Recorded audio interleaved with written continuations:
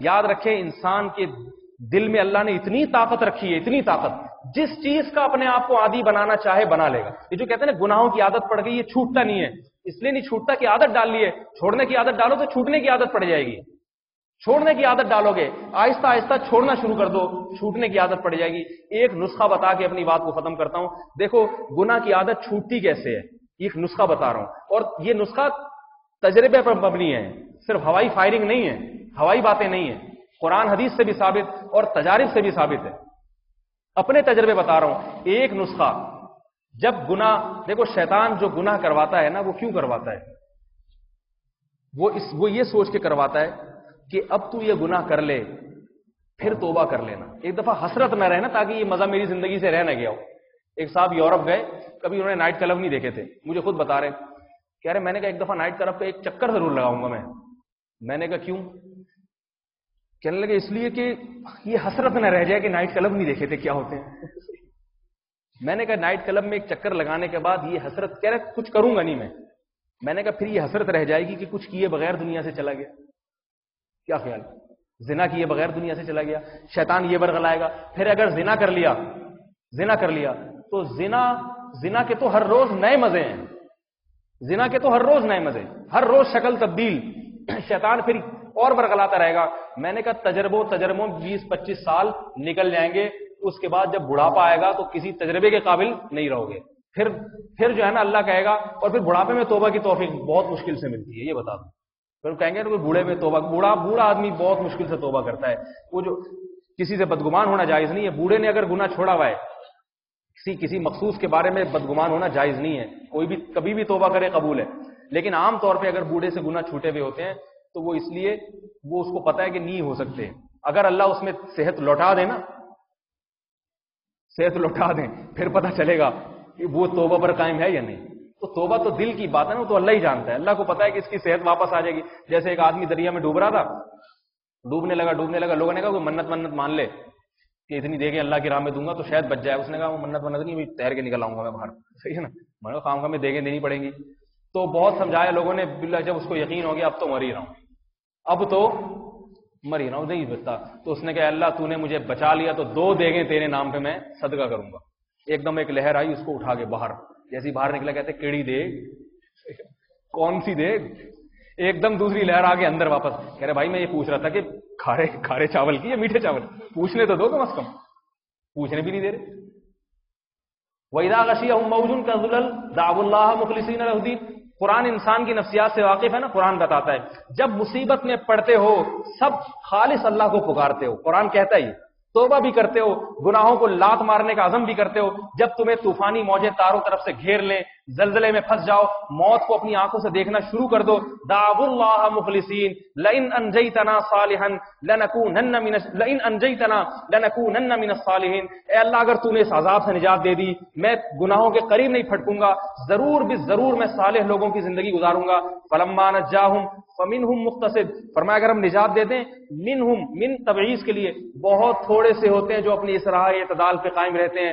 آگے دھمکی دی، یا ایھا الناس، اے لوگو انما بغیکم علی انفسکم، تم جو ہمارے خلاف بغاوتیں کر رہے ہو نا، معاہدے کرتے ہو، مصیبت میں پڑ گئے، پھر مصیبت سے نجات دیتے ہیں، دوبارہ پلٹ جاتے ہو، پھر مصیبت نہیں آتی، پھر موت تک ہم تمہیں گناہوں میں چھوڑ دیتے ہیں، لیکن یہ یاد رکھو جو تم نے معاہدہ توڑ کے بغاوت کی ہے، انما بغیکم علی انفسکم، اس بغاوت کا نقصان تم اپنے خلاف کر رہے ہو، یہ بغاوت تمہارے اپنے خلاف ہے، ہمارے خلاف نہیں ہے۔ متاع فی الدنیا، سورہ یونس کی یہ آیات ہے، کیسی پیاری آیات، متاع فی الدنیا، دنیا کا تھوڑا سا نفع اٹھا لو گے تھوڑے دن، اور بار بار نہ زلزلے آئیں گے، بار بار نہ طوفانی موجیں تمہیں گھیریں گی، بار بار نہ موت کے منہ میں جاؤ گے۔ ایک دفعہ گئے تھے، توبہ کر کے واپس آ گئے، اچھی بات ہے، توبہ کر کے واپس آ کے قائم رہے، اچھی بات، اگر دوبارہ بدل گئے، دوبارہ یہ تمہیں دھمکیاں نہیں ملیں گی خدا کی طرف سے، یہ بھی خوش قسمت لوگوں کو ملتی ہیں، لہذا تھوڑے دن کا نفع اٹھا لو گے، ثم الینا مرجعکم، پھر لوٹ کر ہمارے ہی طرف آنا ہے، فننبئکم بما کنتم تعملون، تمہاری ان بدماشیوں پر اور ان بغاوتوں کی تمہیں ہم خبر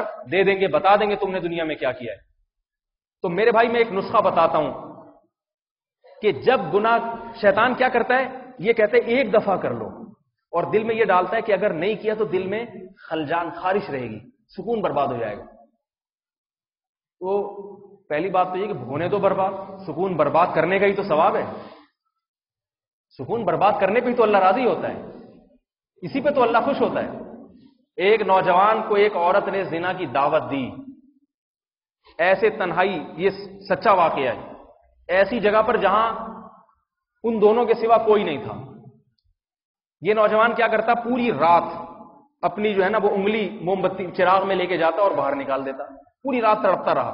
صبح اٹھتے ہی اس عورت سے کہا یہاں سے بھاگ جاؤ، رات کو نکالنے سے قصہ لمبا ہے، مختصر سنا رہا ہوں۔ اس عورت نے کہا یہ تم نے ساری رات کیا عمل کیا ہے؟ اس نے کہا جب میرے دل میں زنا کا خیال آتا تھا، دل میں یہ خواہش پیدا ہوتی تھی کہ ایک دفعہ کر لو پھر توبہ کر لینا، دل ٹھنڈا ہو جائے گا، فوراً ذہن میں خیال آتا تھا کہ یہ آگ برداشت ہو جائے گی تو اس سے قیامت کے دن یہ آگ برداشت ہو جائے گی، لہذا میں دنیا کی آگ میں انگلی ڈالتا تھا، اور جب میری چیخ نکلتی تھی میں کہتا تھا نہیں، یہ زنا کا مزہ اتنا نہیں ہے جتنے اس آگ کا عذاب ہے۔ یہ بڑے لوگوں کا کام ہے۔ تو شیطان گناہ کیوں کرواتا ہے؟ ایک دفعہ کر لو، پھر نہیں، پھر توبہ کر لینا۔ تو جس نے یہ راہ اختیار کی نا وہ موت تک کرتا رہتا ہے، موت تک یہی سوچ کے کرتا رہتا ہے کہ توبہ کر لوں گا، اور توبہ کی توفیق اس سے چھین لی جاتی ہے، نہیں کرتا، پھر توبہ نہیں کرتا۔ توبہ کرنا آسان کام نہیں ہے، اور اگر کرتا بھی ہے تو کہتا 25-30 مرتبہ کر لو پھر کر لوں گا، اور اسی اثنا میں بعض دفعہ اس کی موت واقع ہو جاتی ہے، صرف ہزاروں لاکھوں واقعات ہیں۔ تو شیطان جس راہ سے گمراہ کرنا ہے نا اسی راہ سے شیطان کے شر سے بچو۔ وہ کیا ہے کہ صرف اس دفعہ نہیں کروں گا، اگلی دفعہ کر لوں گا۔ سمجھ میں آ رہی ہے بات؟ نہیں آ رہی میرا خیال۔ وجہ پتہ ہے کیا ہے؟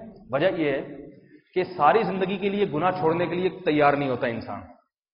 وہ کہتا ہے یار میں پورا صوفی بن کے بیٹھ جاؤں ساری زندگی، یہ تو بڑا مسئلہ ہے، یہ سارے مزے ہی چھوڑی۔ شیطان کہتا ہے اتنا مشکل، بہت مشکل ہے بھائی، 2-4 دفعہ کر لے پھر چھوڑ دینا۔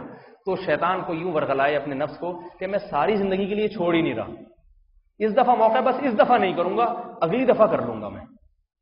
تو میرے بھائی یہ ہمت کرو گے نہیں کرو گے؟ جب دل آئے آج نہیں، شیطان کو بولو کل کر لوں، اور پھر بھی اگر کرا دے شیطان گناہ مایوس نہ ہو، اس لیے کہ ولا تیأسوا من روح اللہ، اللہ کیا فرماتے ہیں؟ لا تقنطوا من رحمت اللہ، اللہ آپ کو اپنی رحمت سے مایوس نہیں کر رہا، کیونکہ مایوسی کے لیے اللہ نے ایک ٹائم متعین کر دیا ہے۔ اللہ اپنے ٹائم کے اوقات کے بڑے پابند ہیں۔ اللہ نے کہا جو میں نے ٹائم مقرر کیا نا مایوس کرنے کے لیے وہ ہے موت کا وقت، اس سے پہلے کوئی مایوس نہیں ہو سکتا، دروازے توبہ کے کھلے ہوئے، لیکن موت کے وقت مایوسی ہی مایوسی ہے۔ انہا کلمۃ هو قائلھا، فرمایا موت کے وقت ایریا رگڑ رگڑ کے بھی اگر توبہ کی تو یہ توبہ کا لفظ تمہاری زبان سے نکلا ہوا ایک کلمہ ہوگا، ہوا میں تحلیل ہو کے ختم ہو جائے گا۔ ومن ورائہ برزخ الی یوم یبعثون، اور ایک برزخ کی زندگی ہوگی قیامت کے دن تک کے لیے۔ تو میرے بھائی یہ ساری نصیحتیں، ساری باتیں موت کا جھٹکا دیکھنے سے پہلے کے لیے۔ اللہ ہماری عورتوں کو موت سے پہلے مکمل پردے کی توفیق عطا فرمائے، غیبتوں سے بچنے کی توفیق عطا فرمائے، والدینوں کی، ماں کی فرما برداری، باپ کی فرما برداری کی توفیق عطا فرمائے، شوہر کی اطاعت کی توفیق، جھوٹ چوری چغلی اور برائیوں اور چوریوں سے اللہ تعالی حفاظت فرمائے، اور ہمارے مردوں کو اللہ تعالیٰ نظر کی حفاظت عطا فرما دے، ہمارے نوجوانوں کو داڑھی رکھنے کی توفیق عطا فرما دے۔